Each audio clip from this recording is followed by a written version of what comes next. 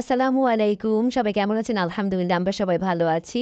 আমরা চলে এসেছি মিরপুর ১২ মেট্রোলের পাশে। রাত বাজে এখন 12:30। আমরা চলে এসেছি হান্ডি বিফ খেতে। রাত্রে পরিবেশটা আসলে দেখতে ভালো লাগে। জ্যামও কম থাকে। এই যে আমরা এখানে পছন্দ করে নিলাম যে কোন পাতিল থেকে আমরা হান্ডি বিফটা খাবো। আমাদের এই পাতিলের রান্নাটা পছন্দ হয়েছে। এটার কালারটাও সুন্দর ছিল।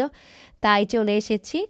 চলুন আপনাদের ভিতরের পরিবেশটা ঘুরে দেখাই। ভিতরে আলাদা জায়গা ছিল বসার জন্য কিন্তু আমরা জায়গাটা পাইনি, বাহিরেই বসেছি। এখন খাবার অর্ডার দেওয়ার পরে অপেক্ষা, খাবার চলে এসেছে। এখানে রুমালি রুটি, পরোটা, তান্দুরি অর্ডার দিয়েছি। এখানে পাতিলার মধ্যে করে এই যে খাবারগুলো সার্ভ করেছে, দামও মোটামুটি কম ছিল। এই পাতিলগুলো ছিল ৳২৫০ করে।